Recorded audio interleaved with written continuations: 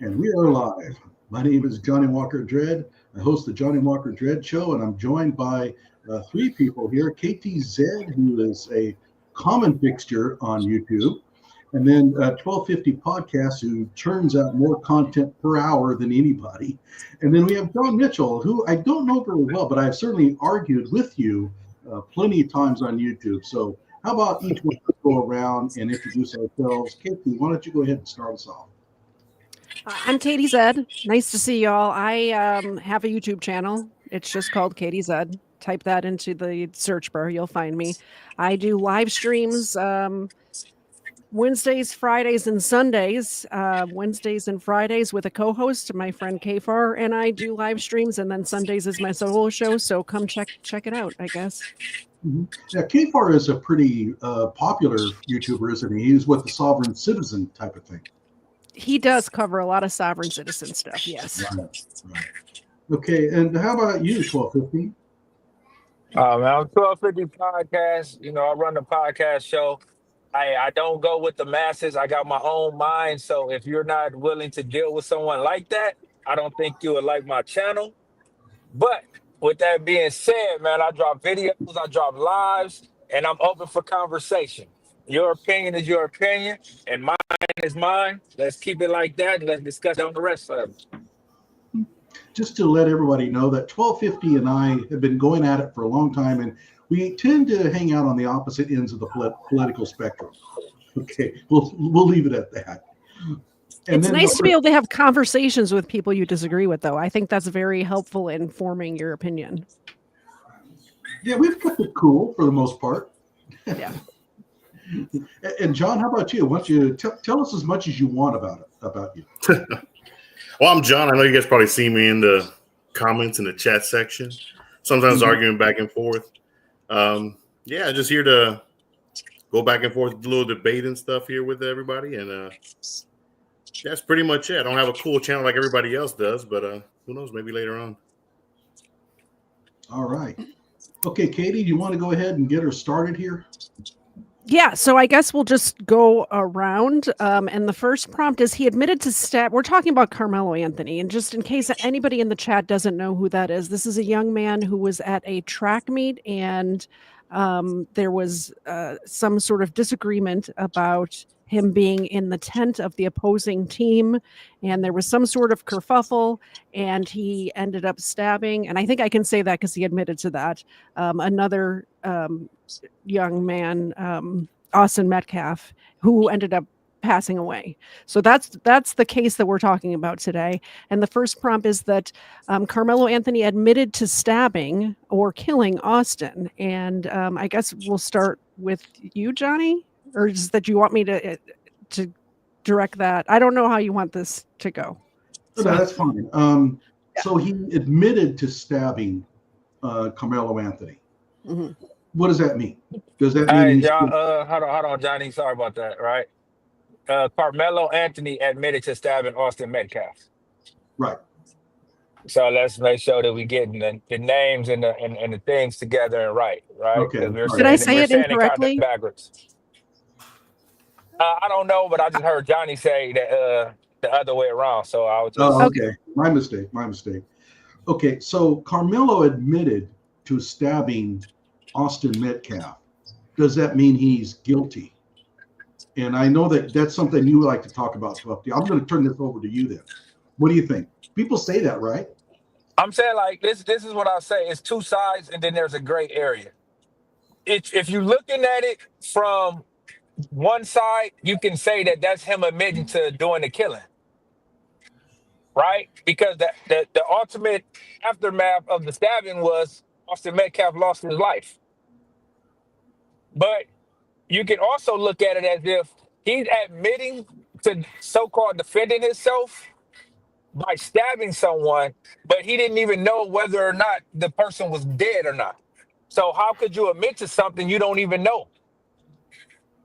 So that's why I say like it's a gray area, and I'm not saying that anybody is wrong for viewing it as if, oh, he's admitting to killing them. I'm just bringing up another scenario that maybe he just admitted to defending himself. John? And I my believe thing with that's this what he one- said at the time, is that he was defending himself. When in the same statement, just so we have the fact straight, in the same statement that he says, yes, I stabbed him, he also said he was defending himself. That's correct. John? Yeah. So my thing with him admitting, he's admitting to the stabbing itself, which obviously he's not admitting to killing. He probably doesn't know whether he died or not, whether he would die in an hour and 2 or later. So my thing is, he is admitting to stabbing, which is ultimately all that's needed.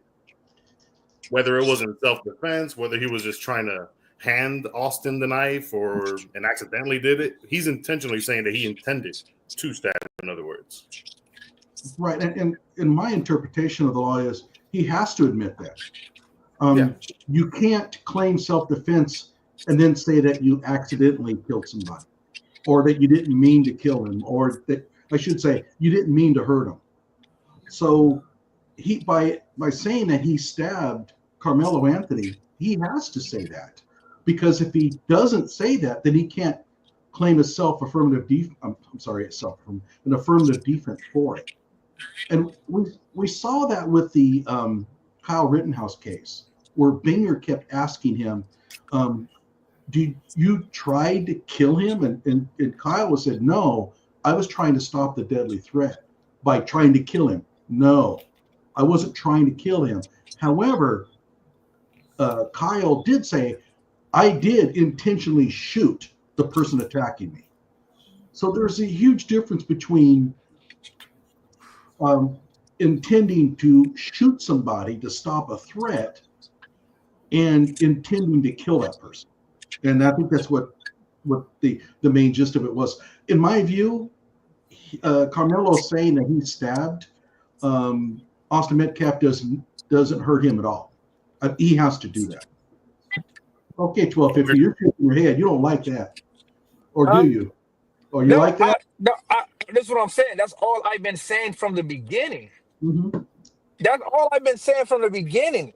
For self-defense, you have to admit that you did an act. Yes. That doesn't mean that you are agreeing that you did that act for what they say you did that act for. That's all I'm saying. Well, Just because he said I did it doesn't mean that he's saying, yes, I meant to kill him. That's Yes, correct. well, and I agree. I'm saying more so his intent was to do the action. So as long as we have his intention, like I intended to stab him because I was defending myself, the intention is all that's needed. Whether he wanted to or didn't want to, he ultimately did die. By law, like Johnny Walker Dredd just said, law, right? It's more to it than that. That's not intent. His intent was to stop a force, not to kill someone. You have to prove that his intent wasn't to stop a force, but his intent was actually to kill him. That's what the prosecution has to prove. That's what I'm saying. Like, it's easy to think black and white, and it's not that simple and cut and dry. That's all I've been saying. Like, everybody is looking at the police report, and they're looking at black and white. But there is a great area that the prosecution has to prove. The prosecution has to prove that his intent was solely to go to that track meet, get into an altercation, and to use that knife to kill someone. That is the prosecution's job. Yeah, I disagree with that. Okay. Now, here's the thing. According to murder to be the element of murder is not that you have to intend to kill somebody. It's that you have to be purposefully harming that person to stop I'll say it this way. Let me just read it. Go ahead, guys. I'm doing a really bad job on this one, but yeah, I got it here too. The penal code, is that the one you're referring to? Yeah, here it is. So what is? Oh, you got it. Go ahead. Oh no, I was going to say I got it here. So it says, I'm sorry. It says intent to cause serious bodily injury. So if he intended in his brain, I'm going to stab. It wasn't that he was going to hand him the knife and be nice. His intention was to stab. So if you intend to cause serious bodily injury, which is what he did, and and it says here, let me see, and commits an act clearly dangerous to human life that causes the death of an individual. That's pretty much the only element they got to prove. Yeah. Okay, And he so- certainly satisfies that. So, If I can just jump in here real quick, I believe for what they charged him with or what he was indicted for, they have to prove two things. They have to prove intent and they have to prove premeditation. Well, Not no. in Texas. Well, okay, go ahead. Oh, I was going to say, not I in think Texas. that's what he was charged with. No, the element was here, intentional all he intent. needs to satisfy it. He just read it. They have to prove that he intended to cause serious bodily injury by stabbing, and they have to prove that this stabbing was clearly dangerous to human life. That's it. I mean, that is the element of murder. oh. Okay, so what y'all have, which the most important word in that, the Mhm. most important word in that statement is the intent. They have to prove his intent and what he was thinking in that moment. Just because you stab someone, right? That is not enough. Because you can stab someone in the leg. Does that mean that you are attempting to do seriously bodily harm? He If thought they he die, was yes. defending himself. See, that's But what I'm saying. he You said stabbed if him in they the chest, die, though. but it has to be before the death. No. See, that's what So it has to be before the death. You're talking the aftermath, right? Listen, you said the intent. Yeah, so- I this is what I'm personally trying to- think any word stab. intent. I personally think any stab wound, whether it's in your arm or your neck or your leg or anywhere, that is great bodily harm. Well, Yes. even if it wasn't, he stabbed him in the chest. That Yeah. is clearly, if I'm on the jury, I'm thinking that the intent is there. I mean, I'm not going to stab somebody in the chest unless I'm trying to seriously injure them. And Well- here's the other element, though. I mean, and this is the part that's kind of hard to understand. But for Karmelo to claim self-defense, he has to admit that he intended to cause serious bodily injury. No, he don't. No, he don't. Listen, he does not have to admit that he chose to cause seriously bodily injury. Him just thinking that I had to defend myself, that right there is the intent that he had. It wasn't to cause seriously bodily injury. It's a difference of intent. This is what I'm saying. A lot of people get it to where just because I hit somebody and they fall and hit their head and that caused them seriously bodily injury, is that my intent when I socked them?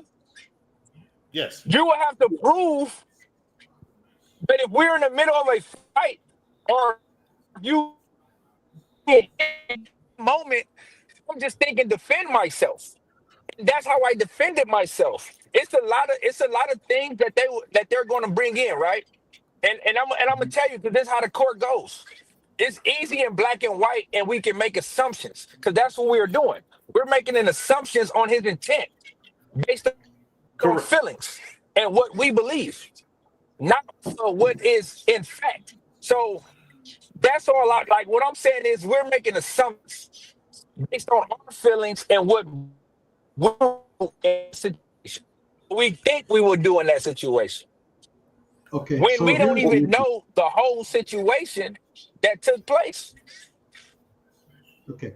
So with affirmative defenses, you can't claim an affirmative defense unless you're willing to admit that you violated the element of the crime. Now, let me give you an example. And this happened in Florida. I'm trying to think of her name, but she ended up claiming that she didn't intend to shoot her husband, that it was an accident. Well, you can't claim self-defense if you're claiming it's an accident. And the reason why they do this is because if you are really facing a serious threat, bodily injury, then you have to apply deadly force in order to stop it. So it would be inane to say, I was facing serious bodily injury, but I really didn't want to hurt him. They don't, with affirmative defenses, you're not allowed to do that.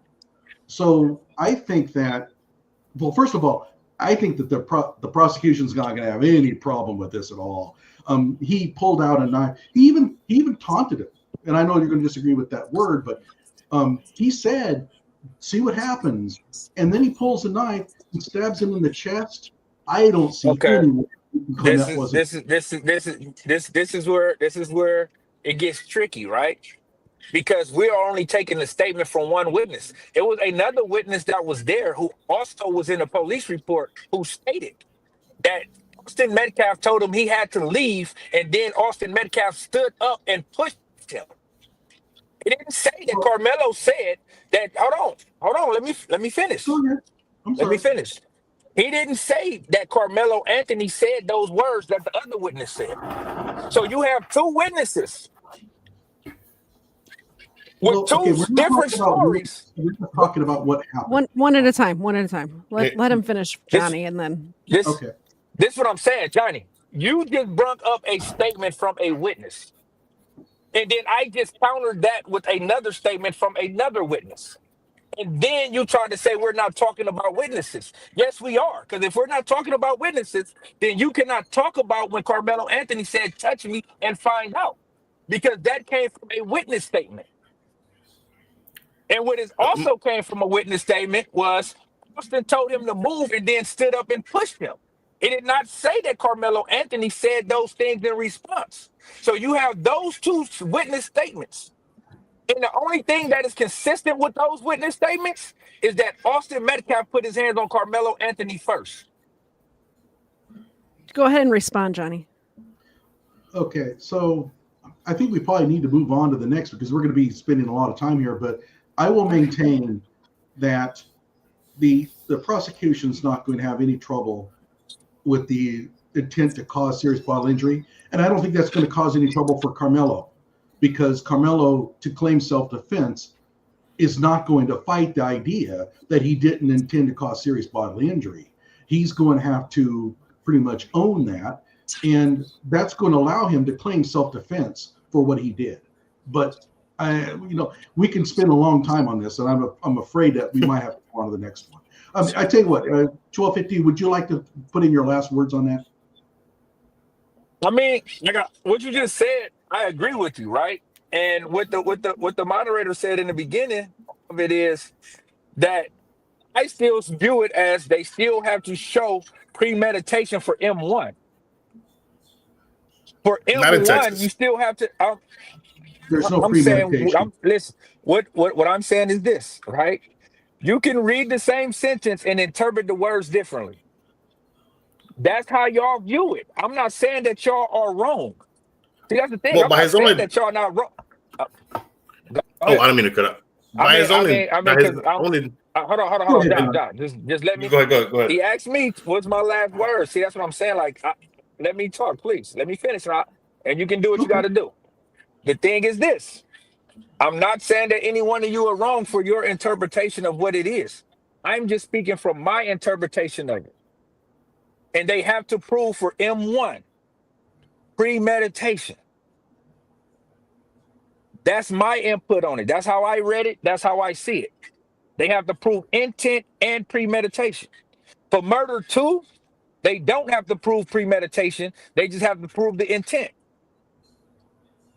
Now, That's my view on murder 1. Right? That's my view on murder 1. It's 2 parts to it. That's why it makes it more higher of a crime than murder 2. Because the intent is all you need murder 2. So how can murder 1 be different if all you need is the intent? That's what I'm saying. I'm not saying, oh, y'all wrong. That's how y'all read it. But I'm not wrong because I read it and interpreted it a different way as well. That's how I view it. So that's all I have to say on it. Did you have something, John, that you wanted to say? Sorry. Yeah, I was gonna say mainly is, for one, just by the admission of him saying it's self-defense, he's in turn also admitting that he did it. Because you have to. There's no way you can say I did self-defense. By how? I threw a flower at him? No, you stabbed him. That's what you did. So you intended by that own admission. And secondly, there's no murder 1 or murder 2. It's technically just murder. And if you're found guilty, then it's a felony in the first degree. And there's only really that line number 2 that they need to meet. and then Right. at the what is it, the sentencing stage, they could lower it to a second degree with the sudden passion thing. Yeah, that's pretty much. Okay. All right, let's move on to the next thing. Then the next thing that I have here is that he wasn't supposed to have the knife at the track meet. Do you think that matters, whether he was supposed to have the knife or not? Johnny, I guess let's start with you again. I think I'm going to defer to 1250 on this one. Okay. It doesn't matter. They didn't charge him with the knife or having a knife there.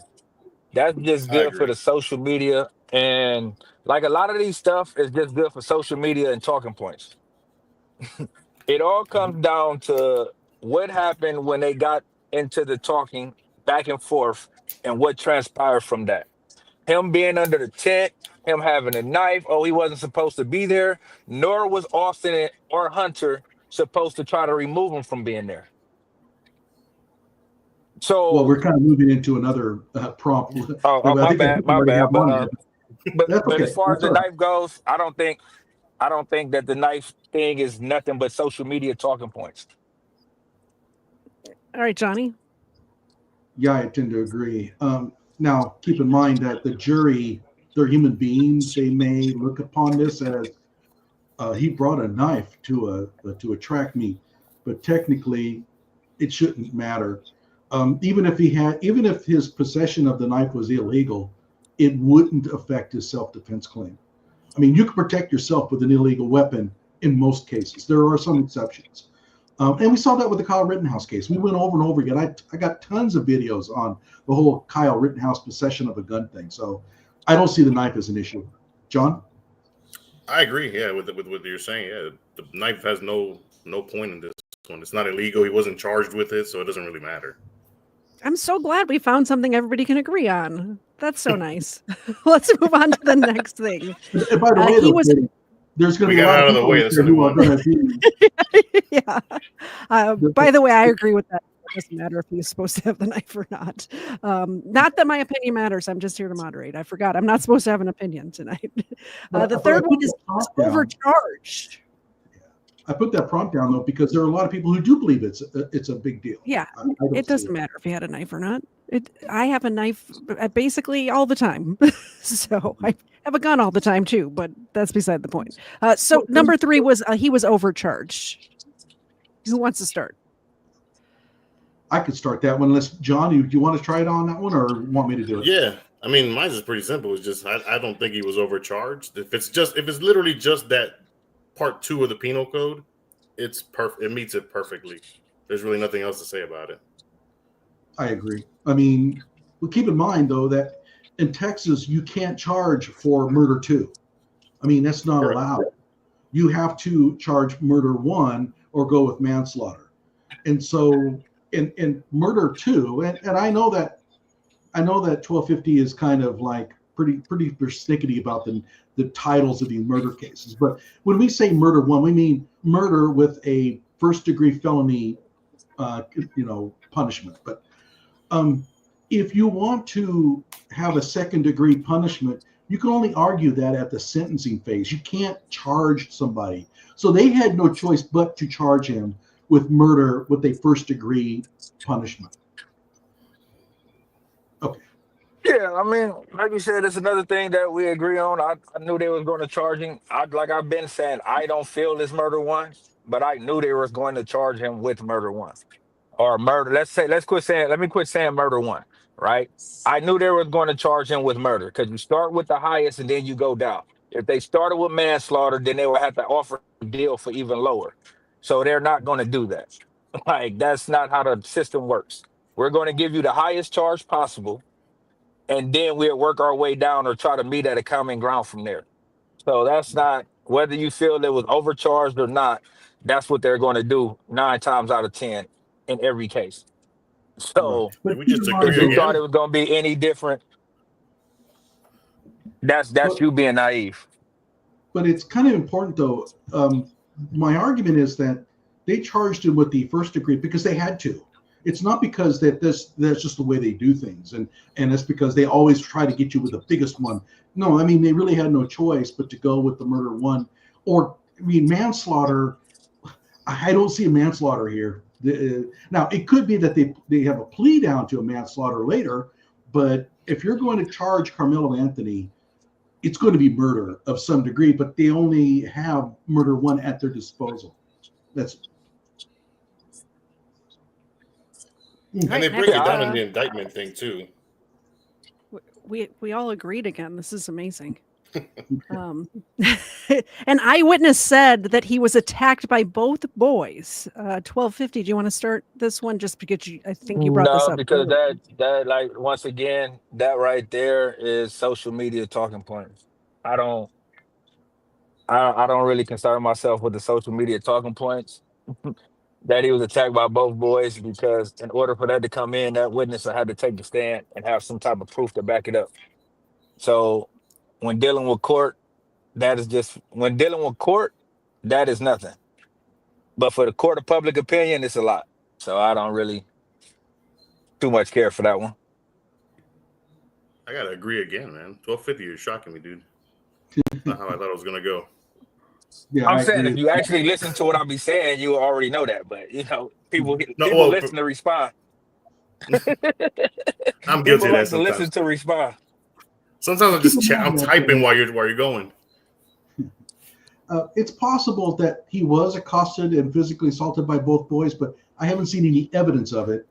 And the evidence that they have been producing is absolute garbage. It's that one dude who claimed to be there, and quite frankly, he's nut. And they're not going to put him on the stand. I mean, he wasn't there. So as far as wasn't there a videotape? Wasn't there a videotape that was shown to the press that shows that didn't happen? Yeah, the press is saying that it's just a blurry mess. Oh, gotcha. So okay. I don't put any stock in that. There's just no evidence right now that both boys, and none of the witnesses claimed it either. Even Karmelo, when he was apprehended by the police, said that I told him not to touch me, and he touched me, or he put his hands on me. Well, if it was both boys, I think that Karmelo would have said something. Okay. Well, all right. So this the thing. It will be brought up in court and argued in court, right?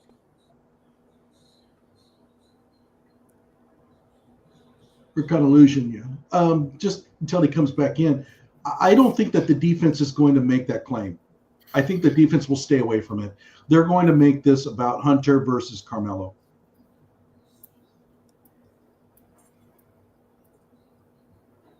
I'm not hearing. KD, can you? Is it me?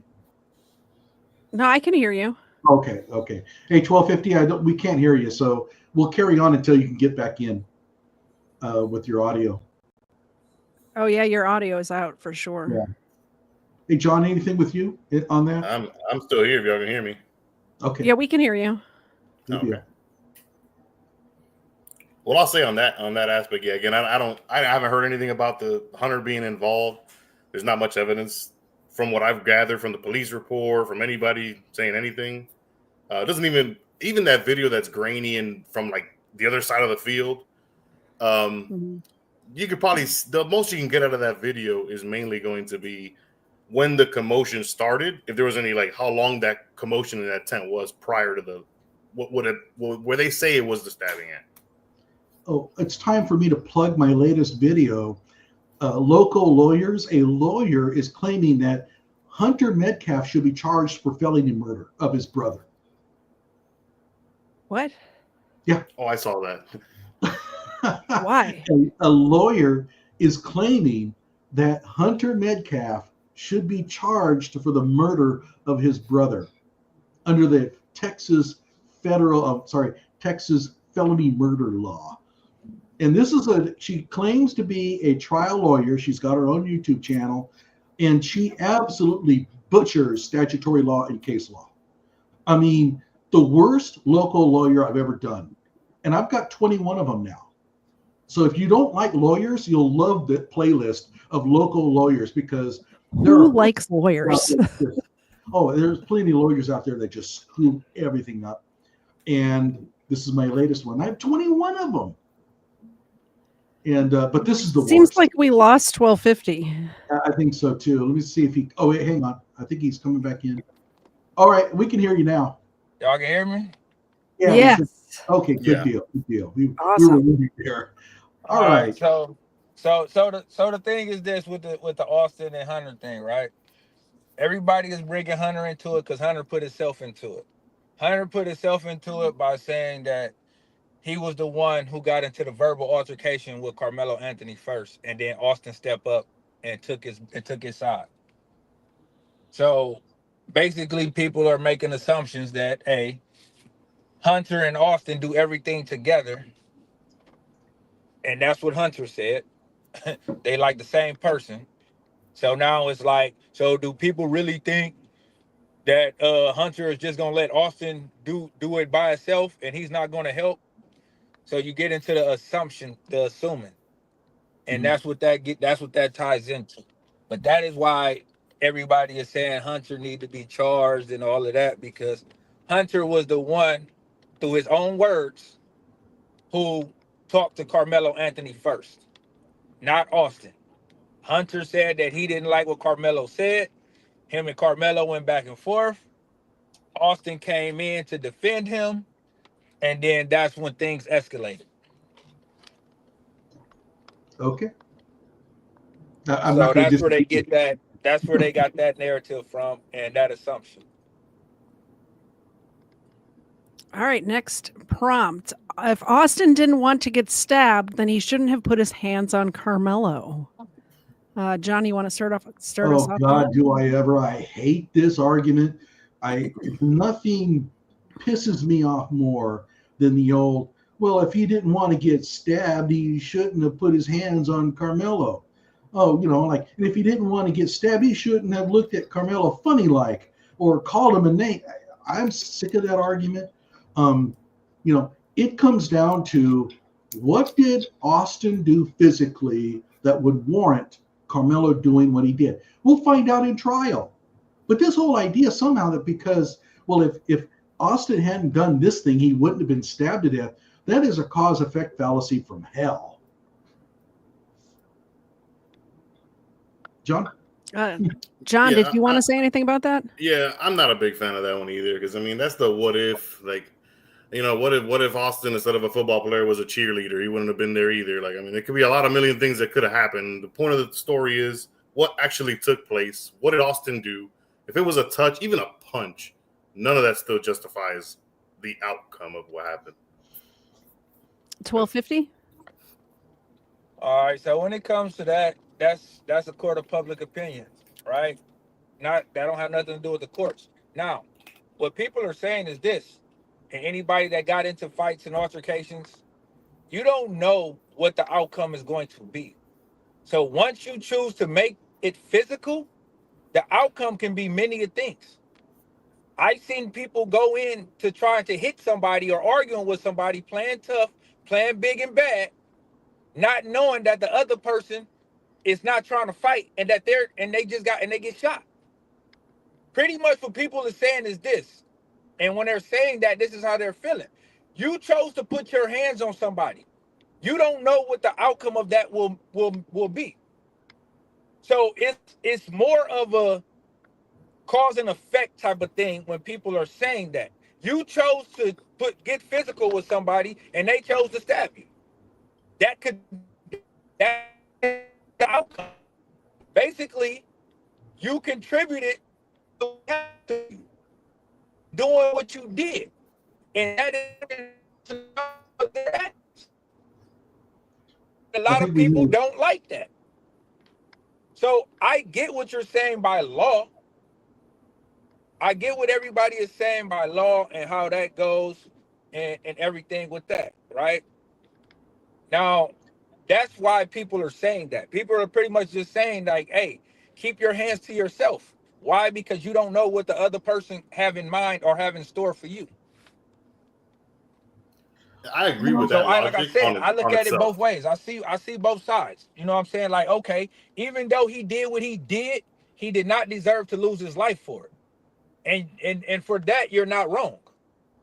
He did not deserve to lose his life, but that was the outcome. Agreed. I think that the idea is you need to be careful when dealing with people.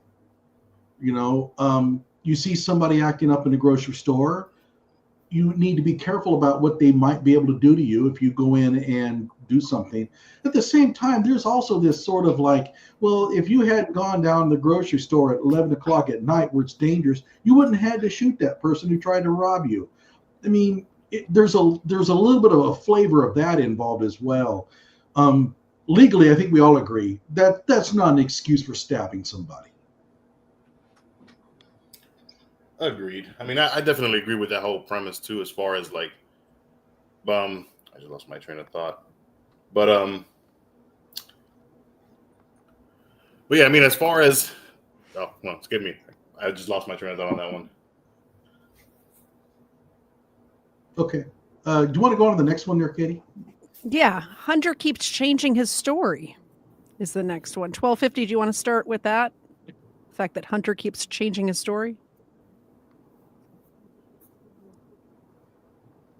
All right, so the first story that Hunter gave, like basically his story isn't consistent word for word, right? But what is consistent in his story is that Austin grabbed Karmelo backpack or grabbed Karmelo, and Karmelo pulled out a knife and stabbed him, right? Now, if you want to nitpick in his stories, you can nitpick in his stories, and that's what people are doing, and that's what it's coming out. So you get the nitpick, you get the saying, well, he said we. Because in one of his stories, Hunter said, we asked him to leave, and then Austin stepped up. In the next story, he says, I asked Karmelo Anthony, who was he? And then he got to talking reckless, and then that's when Austin stepped up. So he went from, we asked him to leave, and then Austin came in to, I asked him who he was, and he ain't like it, and he got to talking reckless, and then Austin stepped up. So what is consistent in both of the stories is he and Karmelo at some point had a back and forth, and Austin came in after that. And Austin decided to take it further by either grabbing Karmelo, or that's why I say, like, it's so many stories. It was he touched him, he grabbed him, he pushed him. Like, there is no real consistent one of what actually took place. 100% he grabbed his backpack. The other boy touched him and then he grabbed him for him. The other boy said that he pushed him. So it's like, between them three, I don't know which one it was. Only thing that all of them have consistent is that Austin Metcalf either touched, grabbed, or pushed Karmelo Anthony first. Okay. By the way, Katie, feel free to go ahead and push it over to another respondent here if his voice is coming in and out, because you're kind of in a bad dead zone there. I mean, I think I can make out what you were saying, but it was a little difficult. Did somebody else want to respond to that? I'll say this. Go ahead. Oh, go ahead. Well, I was going to say, the only thing I would say regarding the, Hunter's stories, I mean, he just went through a traumatic experience, losing his brother. That first comment I think was the same day. Like, I'm surprised he could even get a word out. Like, I wouldn't even be able to talk. So I'm sure there's going to be some little differences in what happened as he remembers everything. But that's all I would say on that one. But I don't think there was much of a big difference in any of his stories. Well, and keep in mind, if you have 6 people describing a traumatic event, you're going to get 6 different variations of what happened. And we saw that with the Michael Brown case. Well, with Michael Brown, we had a whole bunch of people just come out and lied. I mean, and by the way, my next video is going to be about going through the actual eyewitness testimony of the Michael Brown deal. And it's amazing the number of people that will come forth and absolutely lie to the police and to the media to get somebody convicted. And that's where that whole hands up, don't shoot thing came from, was Dorian Johnson lying to the media. Okay, but that's enough. So stay tuned on my channel for that. Let's stay on topic, Johnny. What's that? Yeah, stay on topic. Well, and the topic, of course, is eyewitness testimony. you're not going to get the same consistent tellings, even from the same person multiple times. There's going to be issues. The question is the most important facets of their testimony consistent? And with Hunter, I don't see any major, what would you call it? Inconsistencies there. For the most part, he pretty much tells the same story each time with minor variations. In court, I don't think the jury is going to care. And by the way, I should mention that an attorney cannot ask a witness to comment on the comments of another witness. So a lot of people think, well, they're going to go to that witness and say, well, this other person said such and such. They're not going to be able to do that. I think it's kind of a red flag if somebody's story is exactly the same each time. It's kind of a red flag if everything lines up too perfectly, That's true. Did you have anything else to say on this topic, 1250? Yeah, I don't know who think that they can go in court and say that, but I think it will matter to the jury.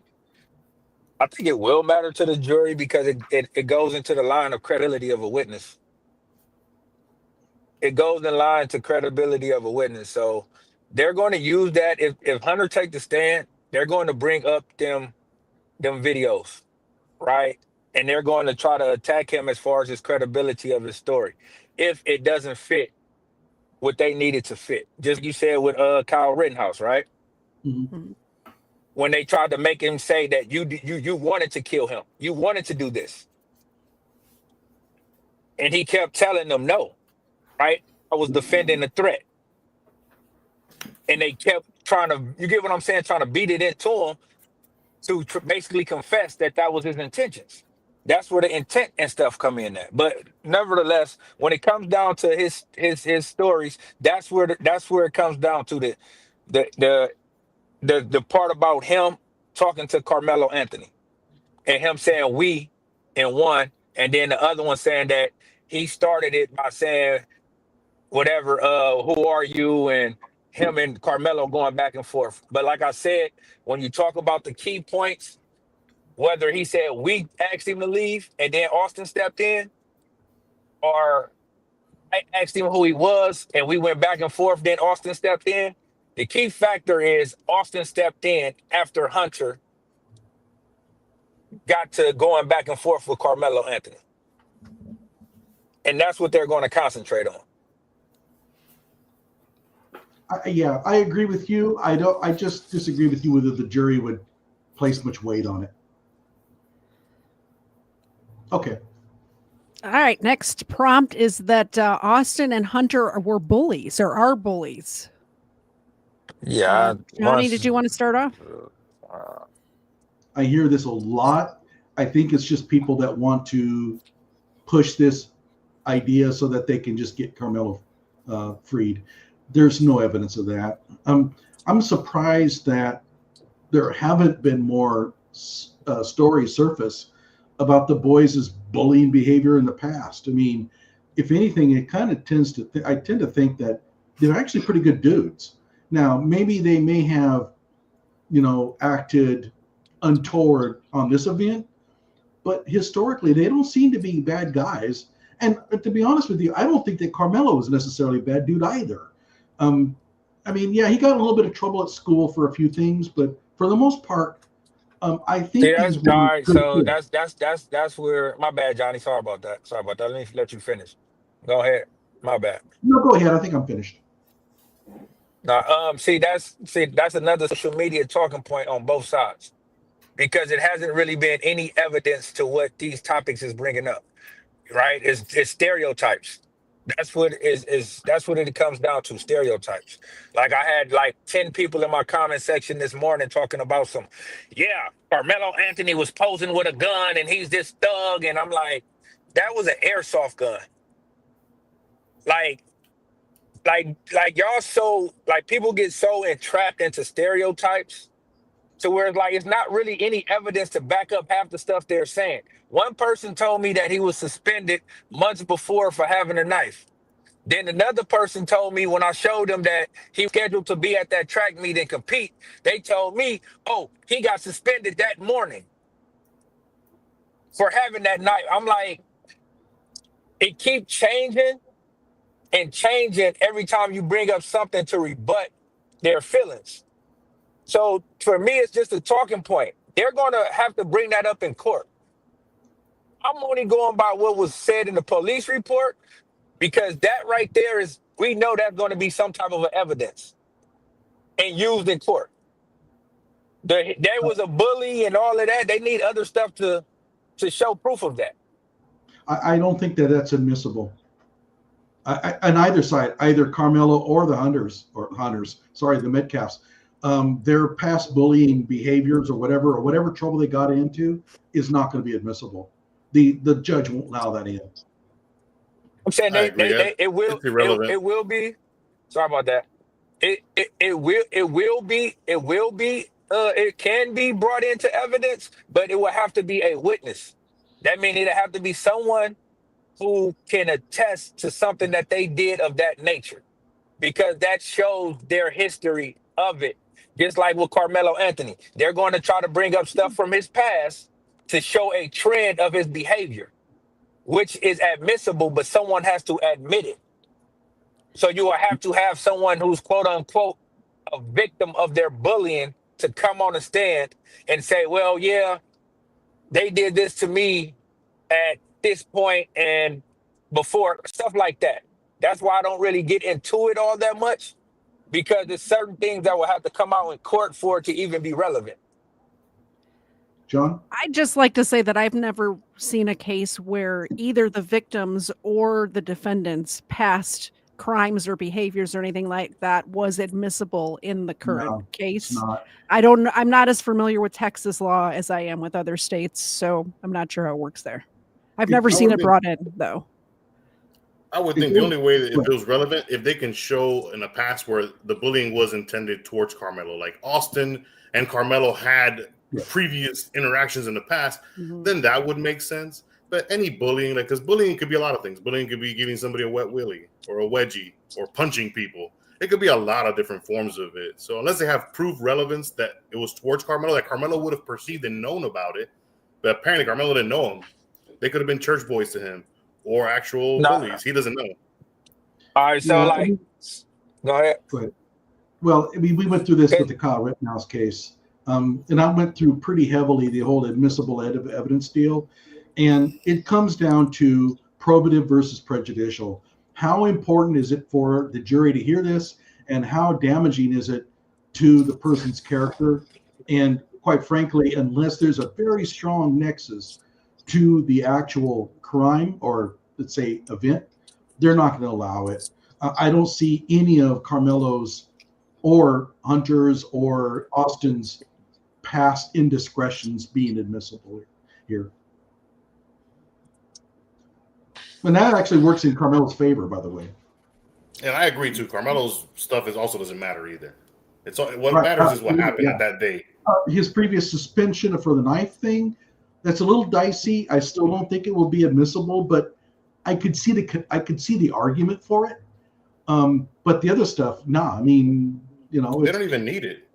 I mean, the view of it is that if you have an event, let's say an event where somebody dies, and you want to convict somebody, you got to convict them on what happened there. You can't convict them on who they are or what kind of person they are. It's called character evidence, not admissible in a criminal trial. Yeah, this is what I'm saying. Like, it's exactly what you're saying, right? And it will have to be based upon a past history that they had with each other. They, in all consensus, says that they don't have a past history. So what happened prior to that meeting doesn't really hold any weight, because they didn't have no altercations, unless you can show that they had some altercations prior to that. So you will have to show that they ran into each other somewhere, and they did something to Karmelo Anthony, or Karmelo Anthony did something to them that'll make them act the way they acted. So that's why I don't really, like I said, it's talking points. It's the media, right? Just like everybody is saying, how they paint Karmelo Anthony as this thug and he's this and he's that, and it's so guess what? I'm gonna counteract that by saying the twins are bullies. That's all it is. It's just a counteraction. You're saying Karmelo is a thug. We're going to say the twins are thugs and they're bullies. I agree with that. I think much. this is kind of a moot point just because I don't think any of it's going to be allowed in the trial anyway. So Exactly. That's what I'm like. That's what I've been saying from the jump. Like if people actually listen to when I talk instead of listen to respond. I've been saying that from the start. Let's just concentrate on what was in the police report and what is not in the police report, because it's a lot that is not there, and it's a lot that we don't really know that's going to have to come out in court of what transpired under that tent. Let's move on. I mean, that would only be relevant. Oh, go ahead. This next prompt, I'm not sure about, but I'm going to read it as you wrote it. The defense must prove their case by the preponderance of the evidence. Johnny, do you want to explain that? Because that's not how it works. Absolutely. So I'm not sure if that was a mistype by you or. I brought this up because 1250 and I have been going back and forth in a raging battle over this. And the question now becomes, who has to prove that it was not self-defense? Okay. And this is going to take a few minutes. All right. I'm sorry, but this is kind of interesting. So Karmelo Anthony is going to be claiming self-defense. Does he have to prove it was self-defense, or does the prosecution have to prove that it wasn't? Okay. Back in the day, under common law, it was always considered that an affirmative defense, the defense had to prove that it wasn't. The defense had to prove that it was self-defense. Now, over time, states started changing that, and they started shifting the burden of proof onto the prosecution. Texas was one of the last ones that decided that let's shift the burden over onto the prosecution. However, they left that whole bit about it being on the defense in the statute. So ultimately, what it comes down to is the statute claims that for an affirmative defense, the burden of proof is on the defense. However, Texas claims that self-defense is an affirmative defense, but it appears that in Texas, the burden of proof, self-defense is a simple defense. So the burden of proof is on the prosecution. And I have warred with lawyers on this. I have Anders Weinstein, by the way, has been very helpful. I've been communicating with him on email. I've been in legal forums, law forums on this. And as far as I can tell, somewhere along the line, Texas decided to prosecute or place the burden of proof according to a simple defense, not an affirmative defense. Therefore, my original argument was wrong, but I was for the right reasons. Okay, that's my all I want question to is, say. why do you have it?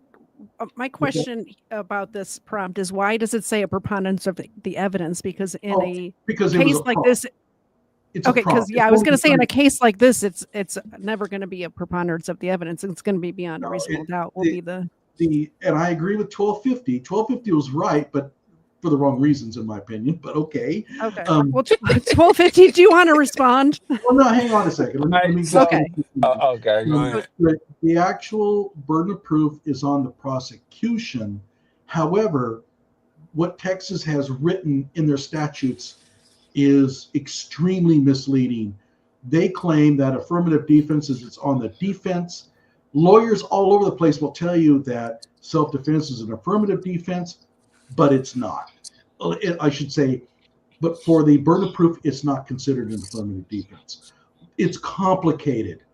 So the idea somehow that you can deduce this by looking at the statute, it's wrong. And I would love for a lawyer to come through and explain to me where this is so stated in the statutes, but I can't find it. Okay. It's a mess. And I've been tearing my hair out for the last 3 days over this.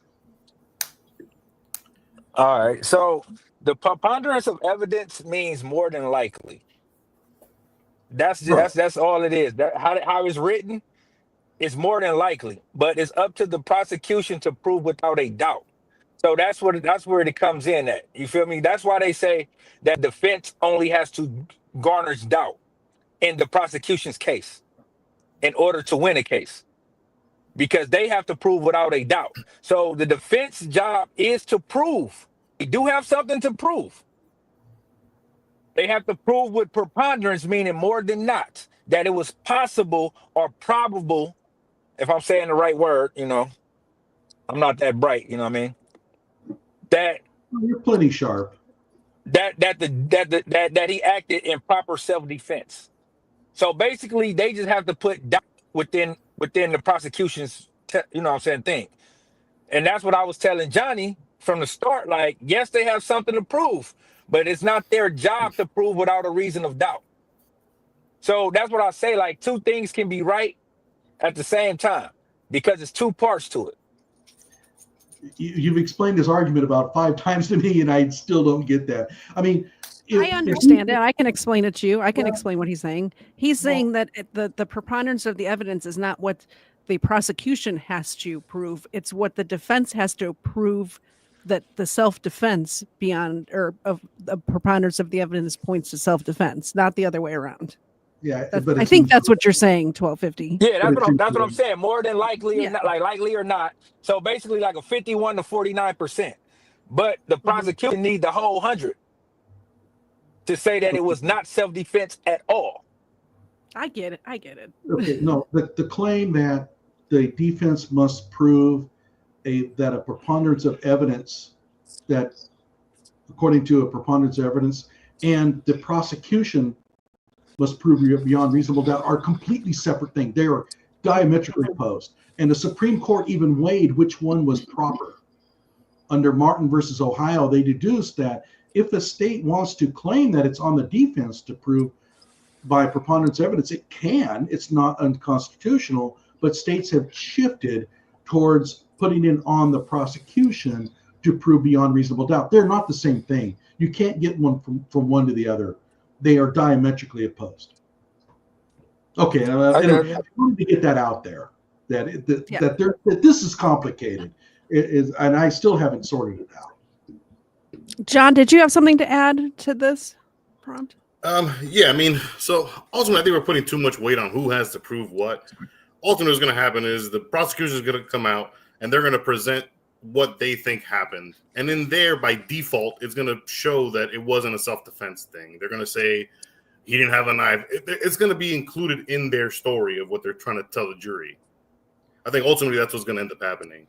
But I disagree with you on that it doesn't really matter, because if the defense has to prove beyond reason, or if the defense has to prove in the preponderance of evidence, that means Karmelo has to take the stand.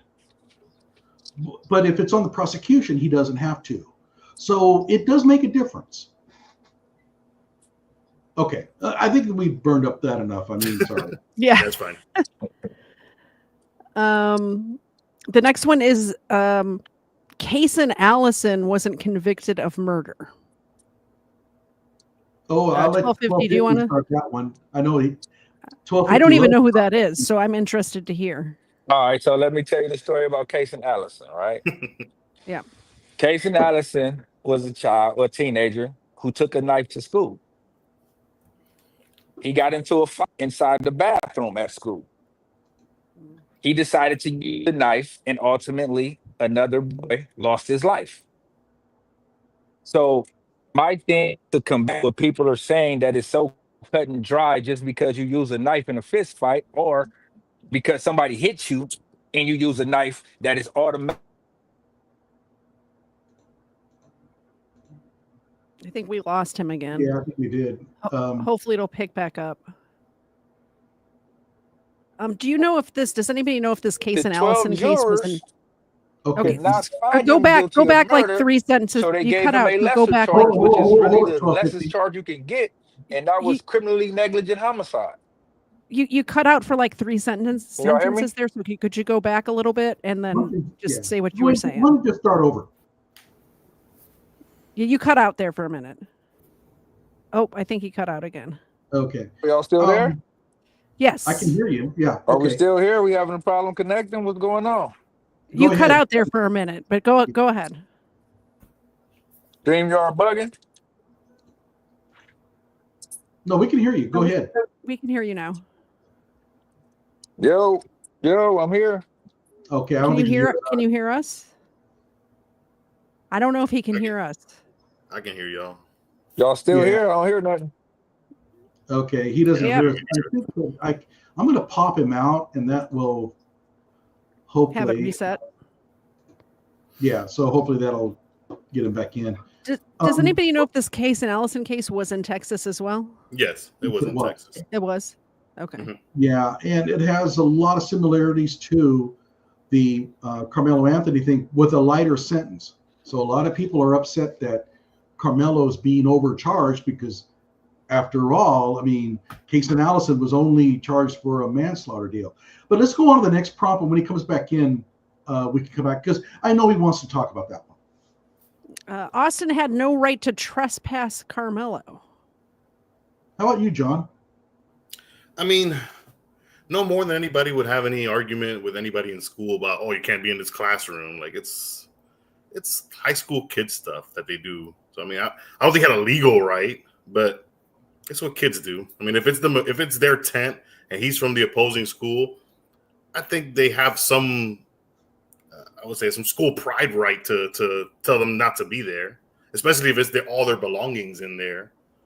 That would be my opinion on it. But I don't think they have a legal right to, like, oh yeah, you got to leave. KT, about when you went to high school and one of your male athletes, we got him. I went to an all-girls Catholic school, so that wouldn't have happened. These days it can. All right. Well, we got 1250 back. Why don't you go ahead and start from the start? Case and Allison, tell us what you All right. Can y'all hear me? We good? Yes. Yes. Oh, yeah, Yeah, much this is better. much better. All right. So Casey Allison was also a teen in Texas. So this falls under the Texas law. Who got into a fight at school and chose to use a knife and unalived another boy. Right? Everybody is telling me that, oh, it doesn't matter. He took a knife to the track, and since he took a knife and used it, he's automatically guilty of murder. And my question is, if that's all it took, then why wasn't Casey Allison guilty of murder? If that's all it took, he took a knife to school, he chose to use that knife, and the other boy only had fists. Okay. And he did not show any signs of physical. He did not show any signs of physical harm. Right? They brung up that the boy swung on him. Some said that he missed and he didn't connect, and Casey Allison swung back with the knife. Now, my question is, right? That's the only question I have. If it was that cut and dry, just that cut and dry, why wasn't he convicted of murder? Okay. Right before the show, I went kind of looked around. I came across an article by this Austin American Statesman. And here's a statement that they made. And I'm kind of curious as to what the others think about this. But according to this, Allison allegedly texted his friend, Chris Biddle, "Bro, bring me a gun." This is anticipation of their ensuing battle. Okay. That doesn't look good for Allison. Okay. But then it goes on. Biddle was also in the bathroom with Allison the day of the stabbing. This all took place inside a bathroom. He testified that although Allison and Ramirez had planned to fight, it wasn't supposed to happen at school. Now, this is just his testimony. The two entered a school restroom and were surprised to find Ramirez and four of his friends inside. According to Biddle, he and Allison attempted to leave after using the restroom, but were blocked by Ramirez and his friends. And how many people would that be? That would be 5, because Ramirez was there with 4 friends. So, boy, I don't know about you, but if that is true, and this is just testimony, right? His friend could be lying or whatever. But if that's true, that paints it quite differently. This the thing, right? Now you are using context. context that did not come out until when? Court. Okay. You see what I'm saying? So what if it comes out in court that Austin and Hunter wasn't alone? What if it comes out in court that Karmelo probably felt like he couldn't leave because they had him surrounded? We don't know that. That's why I say it's a lot of things that happen up under that tent that we don't know. That came out in court because you don't normally hear the defensive side until when? Court. Mm-hmm. I agree with that. Yeah. So that's all I'm just trying to tell people. Like, don't just think because you read a police report that is the end all be all. That's all I'm trying to tell people. I mean, but people just take it and run with it and spin the narrative how they want to spend it. All I'm saying is we don't know the whole story.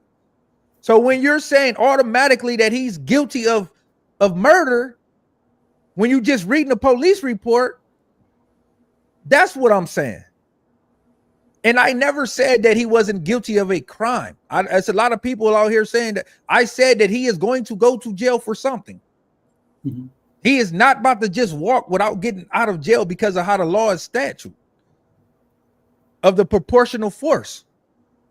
But just because he used the knife in an altercation with physicalness does not make it murder. That's it. That's all I've been saying from the beginning. But people don't want to hear that. They don't want to see that. They want me to say, oh, you're only doing it because he's black. I'm doing it because of what I read, what I saw, and what I know that can possibly come down the line. That's reasonable. Yeah. Cool, and clean that's water. It. I'm sorry, I didn't mean to interrupt. Cool, clear water, which I think is one of your viewers, Katie. It is. Yeah. He says, never compare one case to another.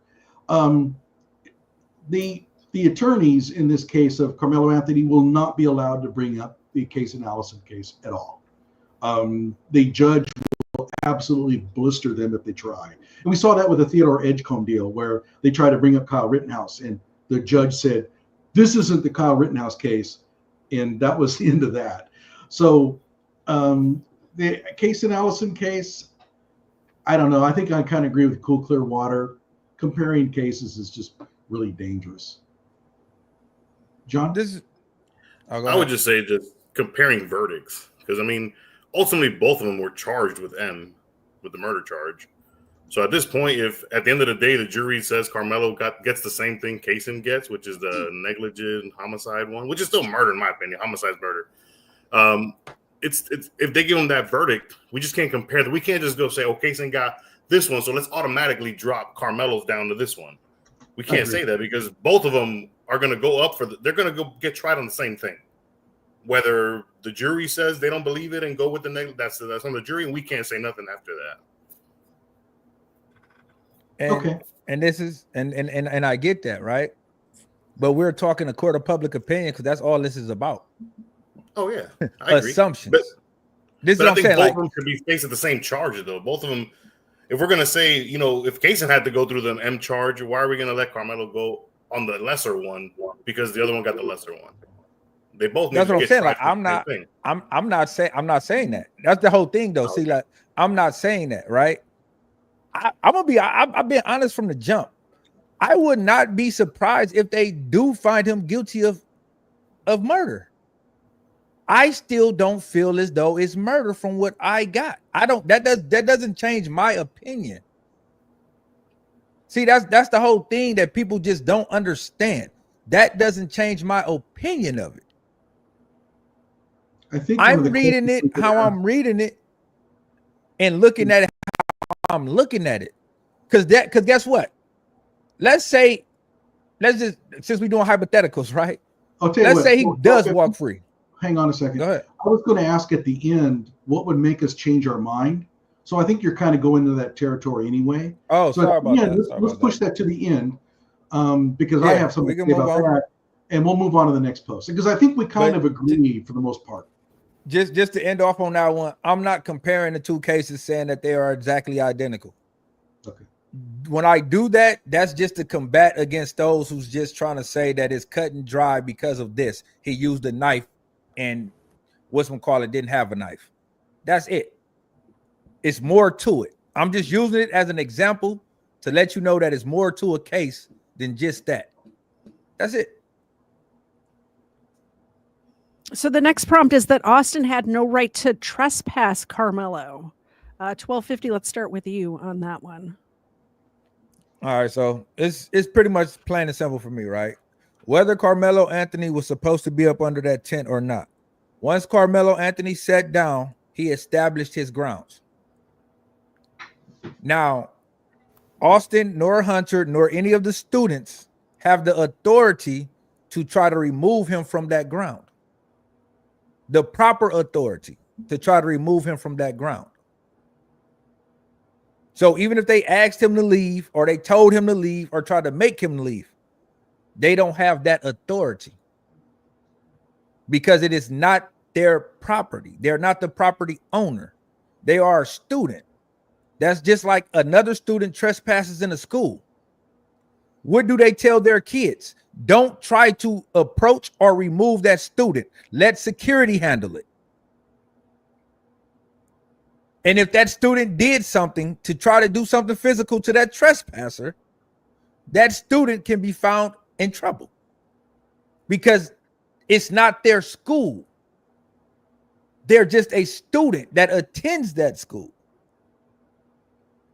So they did not have the proper authority. Now, of course, people are going to hit me with the, oh, he was trespassing. Okay, he was trespassing.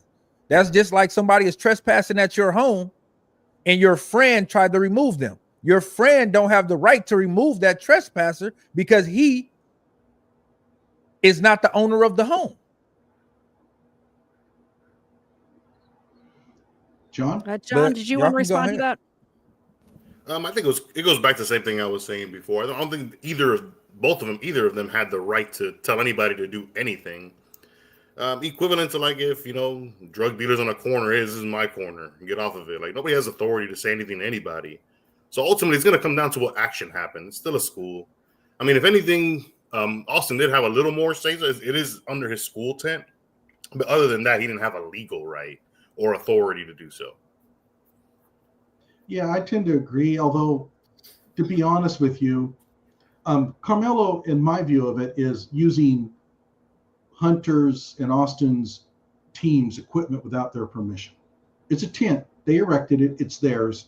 And he's using it without their permission. Okay. You shouldn't do that. I mean, I would never go into another team's tent without saying, hey, guys, you don't mind if I camp out here for a moment, right? Because it's not mine. I mean, yes, the bleachers I have full rights to those, but I'm using their tent. It's their equipment. At the same time, I would expect a couple of athletes to approach Karmelo and say, get the hell out of here.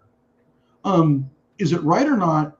No, but I would expect athletes to do that. I mean, if you go and you sit down on the enemy team's bench during a football game, you're going to get pummeled. I mean, this is just the way boys are. And I certainly don't see anything in that what Austin did that I wouldn't think was unexpected. That's what boys do.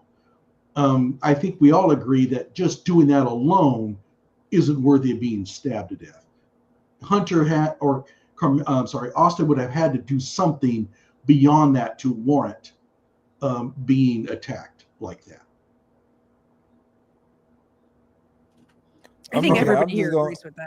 Yeah. I think we kind of agree, for the most part. The next prompt is, it was raining. Johnny, what is that? What does that That's have to do kind with of anything? debatable. And actually, 1250, I think you could go start off with that because you've talked about it. I mean, like we just talked about it, right? That's gonna come out in court. We don't know why Karmelo Anthony was under that tent. We don't know why. You just like you just stated. Oh, you don't go up under other people's tent, but we don't know why. You're assuming as to why he went up under there. We don't know if he went to go talk to somebody. He went to go do this. We don't know why he went up under that tent. And everybody is saying it was raining. He probably went up under the tent to get dry, or it was a dry area. That's why he chose that tent. We don't know why he chose that tent. That's going to come out in court. So that's just other people, saying that They shouldn't have approached him like that. It was raining. He was trying to get dry. So they shouldn't have approached him and tried to kick him out of the tent. That's what that is, right? Is justification for something. That's what it is. Justification for something. If it was raining hard and Karmelo was trying to just get out of the rain, yeah, it would be kind of a dick move to go in there and throw him out, right? But the indications are that it was probably drizzling or very light rain. Clearly in the police report it says it started raining heavy later. But I'm saying it started raining. It started raining right after it happened. So they were on a rain delay because guess what? They got word that it was about to get the raining real hard. It was raining off and on, and they got word that, hey, we're going to pause right now and go on a delay and wait for the rain to pass through. And that's why right after it happened, that's when it got to getting heavy. So it was raining on and off, and they were on a rain delay at that moment. So that's why people are bringing the rain in there, because they like, well, why would he go up under their tent? Well, shit, it's about to rain, so I'm gonna go sit up under a tent. Like it's justification as to why he did something, but we don't know. I don't know. Was it because of the rain? I don't know. Was it to go talk to somebody? I don't know. Do we know if Karmelo's school had their own tent there? I know I saw the picture of it, and there was several different tents. Do we know if one of those belonged to his school? I haven't seen his school tent and no pic. This is what I'm saying. That's another thing. I haven't seen his school tent and no pictures, but people keep sending me, oh, every school had to have their own tent put up. I haven't seen it though. See, that's what I'm saying. Like, I haven't seen it. I haven't seen that one picture of a Centennial tent up. Yeah. Yeah. Right. So that's why I said we don't know what transpired all the way up under that tent. Because think about it.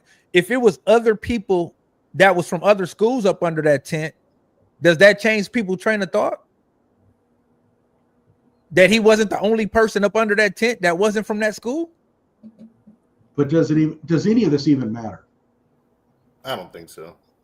I mean, if you're looking for, because people are looking for intent, right? That's what they're looking for. They're looking for a way to figure out how he intended to unalive Austin Metcalf. So basically what they're saying is he went up under that tent just to cause trouble so he can try to get into a fight and stab somebody. That's what he wanted to do.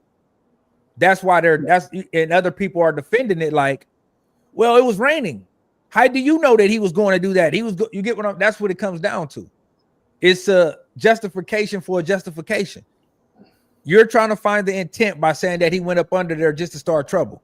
Their response is that, well, it was raining. So why wouldn't they let him stay up under the tent knowing that the rain was coming? And that's and like I said, it's a court of public opinion. We don't know that, like we don't know on either side. Because even in the police report, one of the witnesses stated that he might have known somebody under that tent from the team. Or they might have known who he was. So that's what I mean. It's a lot of. Yeah, I tend to agree with you. I'll be interested to hear more. I will be very interested to hear more witness statements when they come out in court to see what really happened. I don't think I can even form an opinion on this until that happens. I mean, from what we got right now. Sorry, go ahead. I'm gonna say, because just talk about you with the witness statements, right? Mm-hmm. From what we got right now and what we gathered with that video that doesn't really show anything, it's going to come down unless they got the other videos, which we haven't seen. They're gonna come out in court. But let's just say they don't have any other videos except for that one video.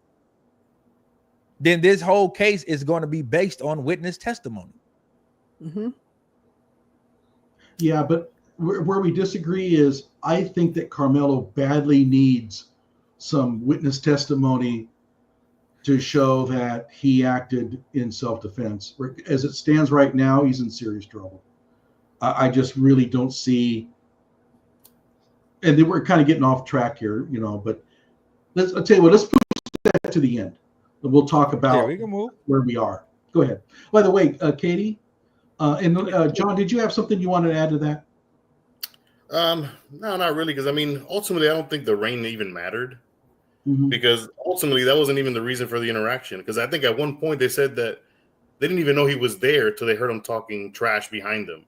So ultimately, Because if they would have seen him and walked up to him just merely because of his presence under the tent, I'm sure they would have been like, "Hey, what are you doing here?" Carmelo would have, "Yeah, I'm trying to get dry." Okay, that's cool, whatever. I think the altercation already started before they even knew he was there, mainly just by hearing him talking trash behind him. Because that's when they said, "Oh, we stood up when we heard somebody talking trash behind us." I would feel that, and this is just based on my bias, maybe, but coming to kind of know Hunter and Austin from what I can read, if it was downpouring and Karmelo was just simply trying to stay out of the rain, I can't see those two boys just pushing him out. I just can't see that. I think that there had to have been some sort of attitude exchange between the two that went beyond that. But we'll maybe find out during the trial. I mean, we already know that it was an attitude between the two. You already said it. Well, he said these are high school. These are high school kids. Hunter said it, and Karmelo said it. Like he told him not to touch him. Karmelo said, "I told him not to touch me." Karmelo said, "I told him not to touch me." I was talking mainly prior. Yeah, I was talking about mainly prior. So when Hunter was telling his story, he was saying that they were sitting down, and then they heard somebody talking. They didn't even realize they were behind him at the time that Karmelo was there. When they heard somebody talking reckless, he said, at that point, we turned around and said, "Who are you?" So they didn't even originally his presence under the tent didn't even matter because it already started. And that's at that interaction already. So that's what I'm saying though. So he said I agree with you, John, right? Because he said what he said was he heard somebody talking reckless. He turned around, asked, "Who is you?" And then it got even more reckless between the two, and that's when Austin stepped in. So I was just saying to Johnny, like, we already know that it was reckless talk going back and forth. No, but that's what I'm saying. That we don't know exactly what was said with that reckless talk. Yeah, it didn't matter. Because they weren't going to tell him nothing if they wouldn't talk reckless. That's what I'm trying to say. The rain mattered. The rain mattered just as much as their possessions under that tent. Yeah, well, that's what I'm saying. Like, according to Hunter, they didn't even know he was there till the reckless talking. So being under the tent, he didn't even know they were under the tent at that point. That's what I'm getting from Hunter's statement. Yeah, that's what, and like I said, that's what I'm saying. Like it's exactly like Hunter said that he heard Karmelo behind him talking reckless. We don't know what the talking reckless was even about. He just said he was talking reckless. He turned around and asked, "Who are you?" If it's a school sports, I could already guess, like, "Oh, y'all trash, y'all weak, y'all can't run," whatever the case is. I mean, I'm sure that's probably what it was. Again, I'm assuming at this point. That's what I'm saying. Like, I don't know, and I don't even want to get into the assumption. I'm just going by what was said, because that's what I said. Like, maybe in court it'd come out more of what was possibly said and how it was said, because it's not what you say, it's how you say it. That's what a lot of people don't understand. How many times has somebody said something to you in a certain manner, but they say, "Well, all I said was this." Yeah, but that's not how you said it. You said it with aggression, or you said it with this type of demeanor or manner, but you get what I'm saying? Like, it's not what you say, it's how you say it. So that is the biggest thing. But basically, they had reckless talk back and forth. The rain mattered just as much as the belongings mattered. The mother put that in there, and she wasn't even there. She added that, like, "Oh, they had to protect their belongings," and everybody took that and ran with it. Karmelo was there to steal, and they were stopping him. You see how that goes? We're gonna take a little part of something, and then we're gonna twist it. I'll defend her on that. She didn't say that. She said that's how people take stuff. I'm sorry? That's how people take stuff. I ain't say she said it. She brought it up and said, "Yeah, because they had their belongings under there." And then Hunter took over from there and said, "Yeah, because the coach told us to protect our stuff because we be having our stuff under there." To where now social media took it and said, "Well, Karmelo Anthony was under there trying to steal." Okay, just to be clear, neither Hunter nor his mother ever accused Karmelo of stealing or wanting to steal anything. Okay. Shall we move on? Next prompt. It wasn't even a knife. I love that. Johnny, why don't you start us off with that one? It was a knife, and I think we can all agree on it. I've heard this so much, like it was supposed to be a cleat sharpener or whatever. The police report says it was a knife. A police officer is not going to misdescribe that. It was a knife. I mean, come on, you know. And I think 1250, you kind of agree on that too. I mean, there's no point in even trying to like I change said, it. they wrote in the police report, it's a knife. I'm not until something different come up. I'm not about to go until they show a picture of. They haven't shown a picture of the weapon, which they will do in court. Like now, if they would have showed a picture of it, okay. But right now, it's a knife. They said it looked like a knife. They said it was a knife. I think in the police report, it even said it was a partially open. So I'm sure like it's like a folding knife. It was like That's what I'm saying. It was open probably knife. like a pocket knife. Yeah, it was probably a pocket knife. Yeah. Like that's what I'm saying. I don't know what kind of knife. That's why when they was talking about it's illegal to have a knife and you shouldn't have a knife, and it's like we don't know if it was a location restricted knife. We don't know if it was this. It was a knife. That's all we know. No. It was a knife, and that's if it was a location restricted one. So yeah, I'm not even bothering with the knife one. Yeah, I'm not. I correct people with that all the time. They said in the police report it's a knife. That's what I'm going with at this point. It's a knife. It makes me happy when everybody can agree. Yeah, I think we can skip to number 15. Yeah, Austin didn't die until he reached the hospital. He was pronounced dead at the hospital. He was pronounced dead at the hospital. And that's usually how it goes. Jay Lord, I think that's Johnny Walker. I think that's your people. Jay Lord. Yeah. She jumped in, or he jumped in. I don't know. I think it's a female. Okay, there she go right there, right? Or he go. I don't know if that's a male or female. I don't want to, right? So they jumped in and said, oh, he was gone within 4 minutes. The police report said he wasn't pronounced dead until he hit the hospital. So nobody but a doctor can pronounce him dead. That's why it normally doesn't happen. Like my father died at my house, and they didn't pronounce him dead till he got to the hospital. But he was because he's stabbed in the heart or not. But if he was stabbed in the heart, he was dead within a few minutes. Yeah. And also because of his age, they're going to try harder. They're going to try all the way to the hospital, regardless if they probably knew he was already dead prior. That's another thing right there, right? Stabbed in the heart. Who came up with the notion that he was stabbed in the heart? Where did that come from? Is the autopsy report out, or it's not? No, I don't think so. I agree with 1250 on this one. I think people just assumed it. I won't say definitively, but just by context, it's probably most likely. If I had to bet, I'd probably say yeah. But see, the issue is once people took that and ran with it, right? Because that's why so many people is calling it murder. Because of that.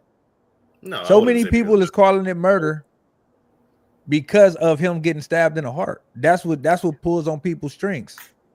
Well, it is known that he was stabbed in the chest. He wasn't stabbed in the leg, and he didn't bleed out from his femoral artery or anything like that. It was a chest, so you don't stab somebody in the chest to tickle him, you know. Well, the dad also said it too. The dad said it in one of the interviews that he's like stabbed my son in the heart.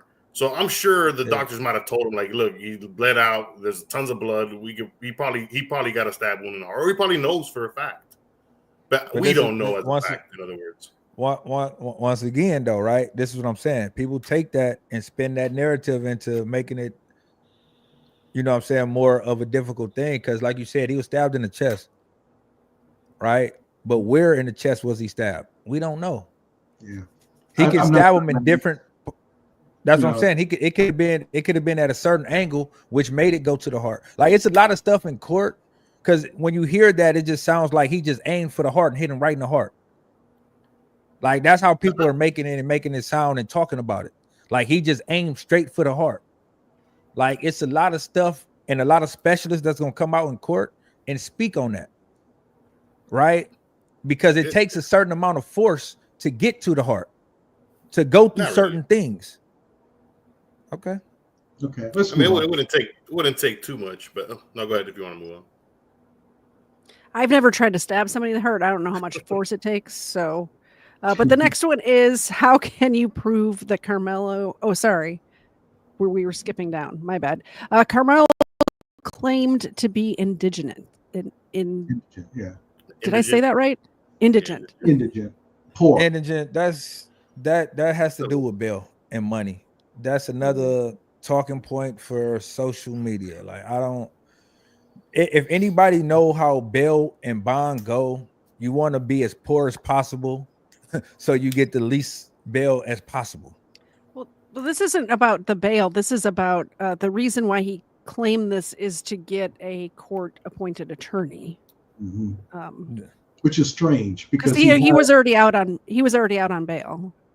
No, but this is what I'm saying. Once they indicted him, he can still come back up to see if they will still let him out now that he's officially charged. See, that bond was for, suspicion or you know what I mean, like of him doing this crime. Now he is officially charged for this crime, so he can go back up for another bond hearing. So they are trying to prepare for that. Yeah, I don't think they're going to change it, but I think what they're going to do is, I think the reason he's going for that is because they can call him back in because they're like, oh, wait a second, you got $500K sitting in an account and we lowered your bond for this reason. Same way they did Zimmerman. They let him out on a smaller one, and when they saw that GoFundMe stuff, they called him back and said, no, now it's this much, and either put down the rest or come back into jail. It's like that's what I'm saying. This is normal practice. You may get that. Yeah, that's normal. That's what I'm saying.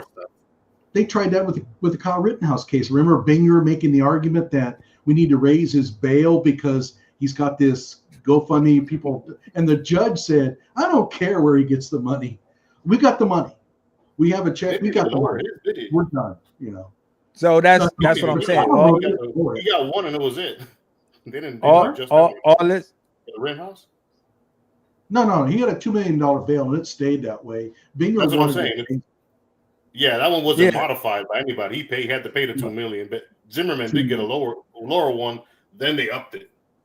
Carmelo's backwards. But see, that's what I'm saying. That's why. See, that's all I'm saying. This is normal practice and normal things when it comes to this. That's all. But like I said, it's another social media talking point. If you know how it goes, then you know what is going on. It's just a money game. We have to show you that we don't really have no money because you're using that GoFundMe or Send Me Go as far as us having money. So we're trying to show you that we really don't have no money. So that's where that's all that is. So I don't think they're gonna raise it. If he's trying to claim indigent status so that he can get a public defender, that's going to be weird. I don't get that, but we'll see. Did they fire his lawyer? Well, they would have to, or he's going to have a hard time explaining to the court how he's indigent, but he still retains a private lawyer, because the whole point of being proven indigent is to get a private attorney. A public defender. And so there is one strategy here, though, and that is if they're low on funds, they may hire that private attorney to do all the front loading, to do all the research and all that stuff, and then bring in a public defender to do the actual trial. Because public defenders are typically pretty good in the trial phase. The trouble is that they don't have the resources to do a lot of research for you. So they're kind of behind the eight ball. But and I know that Katie, you kind of frown on that. Maybe you have a different opinion, but I've always felt the public defender. I know if I got in trouble for something like this, I would not get a public defender. That's all I'm saying. I would sell my house before I got a public defender. Yeah. So I don't know. Maybe that's their strategy. It's a whole bunch of nothing just to get the media. It's a whole bunch of nothing. It just gets the media riled up. I agree with that. It's a whole bunch of nothing just to get the media riled up. Anything with the court case, right? I mean, the only thing it could do is maybe some jurors hear about it and kind of perturbed about it. I don't know, but I just in general don't trust lawyers. So yeah, like I said, it's a whole bunch of nothing. It's good for media talking points. I can care less about another person's funds, especially if I didn't contribute to them. I didn't donate, so what you choose to do with the funds is what you choose to do with the funds. But I also understand that life be lifing. So if the father isn't working and he was the sole breadwinner, you still got to take care of children. You still got to pay overhead. You still got to do a lot of things, and this trial probably won't take place for a whole nother year. That's a long time. We have here a comment. You're all wrong. Okay. He can keep his attorney, and the attorney will be paid through taxpayer-funded legal services. The judge determines how much and what the fee schedule will be. Well, I will say that attorney is going to charge a lot more than what the court's going to give him. So but I agree with you, Sarah. You may have caught us on that one. But that attorney may also want to take this case for whatever the court's willing to pay him, just for the publicity. Well, that's true. Yeah. Yeah. I mean, like all in all, whether wrong or right, it's still a whole bunch of social media talking points. It doesn't really affect the case that much. I agree. It shouldn't. It's just it's a talking point about what they did with the money. That's it. What did they do with the money? Everybody is trying to figure out what they did with the money. Oh, if they got this money, what did they do with it? That's. And my thing is this: if you didn't donate, why do you care? The people that should be up in arms are the people that donated. Now, if they donated and they feel like they should have used the money for whatever other reason, then there you go. The only thing I would say that, and it has nothing to do with the case itself, but it would be what I would think is they just got their indictment. So right now, they're actual lawyers getting all that discovery in. The only thing I can think of is maybe they saw some damning stuff, and they're like, "Do I pay this lawyer $500,000, and he's gonna go to jail anyways, or give it to the free public defender? You're gonna go to jail anyways. I'll pocket the $500." That's the only thing I can think of, and that's my opinion on it. I don't think that's what it is. Like it's not a bad opinion. You feel me? It's an assumption based on what you have in front of you. That's what I'm saying. It's not a bad opinion. That's why I say this is just only a talking point for social media. Mm-hmm. That's why I say it's only a talking point for social media. But if they had to pick one, like, okay, we can have one attorney or the other and not both, then I'd pay the $500K and get that high-end lawyer versus just go with the public defender. That just tells me their mentality is like, we're screwed anyways. I'd rather keep the $500. Why are we going to spend the $500 if we're going to lose either way? That's my only mentality behind that one. Yeah, that can be very much possible. I'm like that can be very much possible, right? The truth is, we don't know. They filed it. We don't know why they filed it. That's what the truth is. Okay, so now, by the way, Katie, I know that it's probably getting pretty late back there. We've burned through the prompts. Did you want to stay on? Because we're going to now kind of finish up. But... Yeah, I'm actually going to take off, but I appreciate you allowing me to moderate. I hope I did a good job. Oh, I think you did great. You did a great job. You did a great job, Katie. I can't wait for the trial to happen so we can find out what really happened. So yeah, that's going to be a fun one. Yeah. And one last plug for your channel before you go. It's Katie Zed on YouTube. I'll be live tomorrow night at 8 p.m. Eastern. We changed our schedule around because of 4th of July, so we're going to be live Monday and Wednesday this week instead of Wednesday and Friday. But yeah, 8 p.m. tomorrow for Booze and Body Cams. We're going to get drunk and watch some body cam videos. It'll be a great time. Okay. Oh, by the way, I did send you the edited version of the drug passing deal in the back of this. Thing. So. You did? Okay, I'll look at it. All right. Okay. Thank you. All right. Take care. Bye. Thanks again. I just subscribed to you 1250, so I'll check your stuff out too.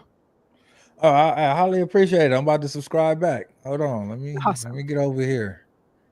Okay, KTZ. So what I thought I would do at the end here, and maybe I'll start so I'll give you a good idea about what I'm talking about, is I'd like to kind of figure out what was Karmelo really doing. I mean, we don't have any way of knowing for sure. Well, we kind of have in our minds, I think, what we would put our money on. Like, what was he doing underneath that tent? Why did he bring the knife? Why did the altercation happen? And again, none of us have any proof of any of this, right? But what do you think, if you really had to pick one as a guess, what do you think happened? And maybe you don't have any idea, in which case you could say, hey, I don't know.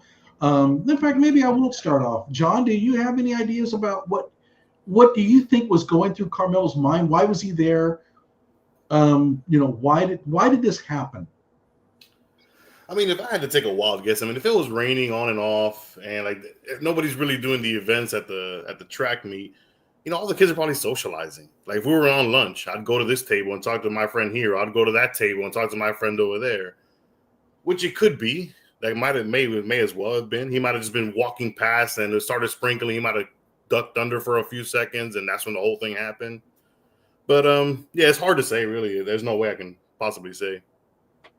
I mean, like I said, I don't know.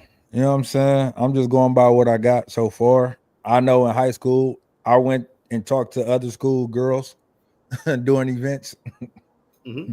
That was my sole purpose, and it was girls at the track meet, right? They said he might have had a friend. Because when you think about it, if you've been on the track team, y'all go against the same schools and stuff like that happens. So you tend to get a friend from that school or something. So I don't really know what his whole intentions was or why he brought a knife. And I've been telling people on my comment section that just because somebody carried a knife doesn't mean that their intention was to use it against. I know a lot of people that carry knives right now and say, I hope I don't have to use it. But if I do, I will. So it's just like, why would he take a knife? Like, I don't know. You can use a knife to cut something. You can use a knife to alter your t-shirts. You can use a knife for multiple different reasons other than just stabbing someone. Just because somebody has a knife doesn't mean that knife is only to stab someone. I don't know what his intentions was. I don't know what he was in there for. My thought process is that he was under there. He probably was talking some trash about the other team. I don't know.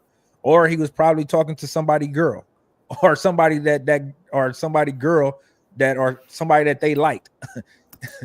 And they wanted to show, hey, they big and bad. Like I don't know. That's why I say, like, it's just so many scenarios that can play out. Okay, and until we get all of that can, you know what I mean? My take on it is, and again, I have no proof of any of this. All I'm going to say is if I had to put money on it, judging by what happened, I think that Karmelo had a pretty bad day or a pretty bad week. I think he was in a bad sorts. And I think that he carried the knife with him because in his mind, he kind of pictured himself backing a bunch of dudes down because he'd just been pissed off at everything, right? And I don't think he carried the knife because he intended to kill somebody.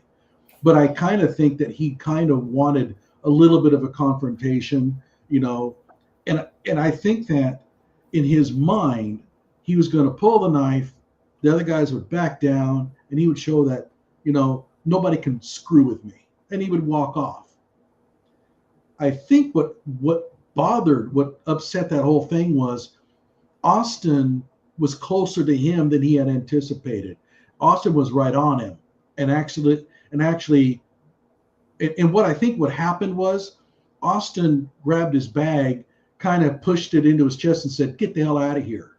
Take your crap and get out from underneath our tent." And I think at that moment, Karmelo simply made a tragic mistake in that because things happened quick and he wasn't really prepared for that happening, he pulled the knife and he just did it. And I think that when he was running, he realized what terrible thing that he just did. And he started to panic. One thing about it is the police did say that he was hysterical. And so he's clearly not a killer in that sense. But I really do think that he was kind of looking forward to maybe a little bit of a confrontation, and that knife was part of the fantasy in his mind that he played out. But he, at the same time, didn't think this was really going to happen. And then when Austin came in and closed the gap on him, he had a choice: put the tail between your legs and say, "Oh, okay, I'll leave," or do something. And I think the pride took over at that moment. And he just simply pulled the knife and did it without thinking. and then he's walking, and then he's running. He ditches the knife in his backpack, which is a bad thing to do if you're going to claim self-defense. It's going to work against him. But, I think he got rid of the knife and the backpack because they were reminders of what just happened. And he's shedding away anything having to do with what he did. And I think it all of a sudden, when he saw the police officer, it washed over him that he was in serious trouble. Now, I know 1250 probably doesn't agree with that, but I think that that's totally possible that that's what happened, that he was just kind of being a bad dude. He's kind of pissed off at the world around him. Maybe he got beat up, or lost a girlfriend or something like that. He was just kind of pissed off at the world, and damn it, nobody's going to push me around this time. And by the way, when those things happen, when you get into that kind of mindset and you bring a weapon with you, this shit can happen. It can snowball out of control when you never thought it would. At any rate, that's my take on it. If I had to put money on it, I think I'd put money on that story. Yeah, I see. That's what I'm saying. Like nothing prior to that, from what I got out of any of these stories, lead me to believe, because that just plays into the normal stereotype of a black male. Like, no, I'm just gonna be honest with you. I think that I'm telling you, that plays into the stereotype of a normal black male. He had to have something mentally wrong or upset, or he was this and that. That means that he was looking for something, and that's what he wanted. That's what I'm saying. Like, nothing that is in that police report states that. That's what I'm saying, or leads me to that. Nothing in that police report leads me to that. And that assumption, like I said, you're disagreeing with me, right? I'm not disagreeing with you, because that's your assumption and that's your opinion. You see how you quick to tell me I disagree? I didn't say I disagree with you. I didn't say the police report doesn't say anything that leads to that, because he, according to what the witnesses said, he said, "Touch me and see what happens." That indicates to me a guy who's kind of pissed off at the world, and that's where I'm getting it from. That seems to be like somebody's really kind of itching for a little bit of action. But see, that's the problem with that context, is because nothing is being said about what was said prior to him saying that. He didn't just say that. Yeah, we don't know that without something being said in front of that. So depending on what was said in front of that, that changes the whole landscape of what he said. You see, I'm like, so if I'm just sitting there and I'm talking, but I'm not taking something serious, but this guy is taking what I'm saying serious, and then he threatening to do physical harm to me, and then try it if you want to, but that doesn't mean that I'm upset and I got something bad. No, that's where it led to, and to that point. That's what I'm saying. Like, it can just be that spur. That doesn't mean that I got so much stuff going on back here and I got this going on and I'm just, no, it was, I'm sitting down, I'm talking trash, or I'm talking, this person takes it serious, or this person don't like what I'm talking, and now they're threatening me with physically bodily harm. And I'm responding to that physically bodily harm threat by saying, try it and see what happens. See, that's the problem with the context. We don't got what was said prior to that. So it's easy to just take that and say, oh, he said, touch me. Like, so he really just said, touch, just out of nowhere. He just said, touch me. Because that's how people is taking it. They're taking it as if Austin didn't say nothing to him and he just said, touch me. And then Austin touched him. And then he said, touch me, hit me, and try to find out. Like, really? Like common sense ain't going to tell you that something was said prior to him saying that? Unless he really did have a kind of a burr under his saddle, in which case that would happen. I mean, Go ahead. I think it all played down to ego. Because again, Austin could have just said, "Hey, you got to leave." After they had the little altercation, like, "You're talking trash. I don't like you. You're under our tent. Get out. Go home." And then he might have like just looked like, he's like, "Do it yourself. Touch me and see what happens. Try to take me out of here." It doesn't necessarily mean he threatened him to do anything intentionally. Just if I tell you, "Hey, get out of here," and you're like, "Yeah, okay, touch me and see what happens." But that's what I'm saying. We don't know. Oh, I'm saying So I don't know. I'm saying what it could be. To have. Well, we know they that's told what him I'm to saying. leave. So this the thing of the whole what ifs, right? Because when you get into what ifs, the ifs will always be what you want them to be. Always. Because how could you be wrong? It's hypothetical. Well, no, we're only how can you be wrong in a hypothetical? No, I agree. But what we're saying is we know that there was words, and the words that they claimed Austin said, and we know the words that they claimed Karmelo said. So in order, Hunter said they asked him to leave. So we know that was said at some point. And then shortly he said, "Oh, then after that came the touch me and see what happens." Now, there have been more words? Yeah, probably. I don't know. But we do know the other ones, what they said they did. I mean, we don't know what was said. And so our little scenarios that each of us presented is all based on what we have in front of us. I mean, obviously, if there's evidence comes out that, changes the story, that's possible. Oh, yeah. Yeah. But if I had to put my money, my life savings on, I'm going to put my money on what I just claimed. I think that's where the most probable outcome is, but could be wrong. I mean, we'll find out, or maybe we will. I don't know. But yeah, you got more gumption than me. You got way more gumption than me. Hey, if your life savings my life savings on the probable. Well, I'm not putting my life savings on no probable. You got more gumption than me. I give you that. It's certainly better than putting your life savings on an improbable. Right? Yeah. Okay, guys, I think we're all kind of tired out, and I think we're losing some of the fans out there because I noticed that some are dropping out. 1250, why don't you go give us another rundown of your channel? Plug it, get some new subscribers. Oh man, I don't think they're gonna come, but anyway, you already know, man. I'm 1250. I'm 1250 podcast, man. I'm 1250 podcast. If you liked this conversation, you like what I had to say, come on over to the channel, man. I welcome everybody, even if you don't like what I got to say. Come on over, man. I welcome everybody. I ain't mad at you. I need some more of you over here. So, you know what I'm saying? All you got to do is type in 1250 podcast. It's going to pop up. Hit that subscribe button, or, hey, just come check out a show or two and drop in and do what you do. I appreciate y'all. I'm going to catch y'all later and on the next one. It is a good channel. And I will say that even though we're diametrically opposed on the issues for the most part, if I'm looking for somebody to have a reasonable take that I disagree with, I'll go to your show. Then there's the others out there that quite frankly, I make a lot of fun of in my videos. But I really do recommend, and I subscribe to 1250 Podcast, and if I subscribe to them, I think that the audience can as well. I mean, I find value in it.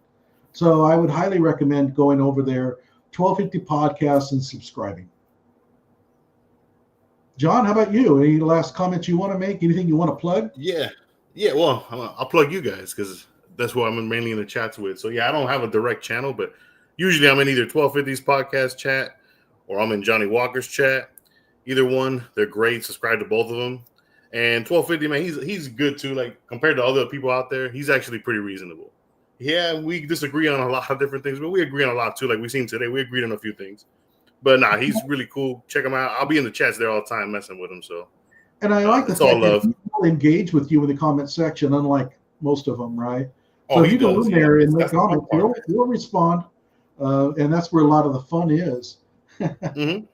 Yeah, he's definitely interactive with the chat. I'll say that's why I mess with him, and he knows it. Even though his chat sometimes be hating on me, but it's all love. It's all y'all be hating on each other. I keep telling you that, Johnny.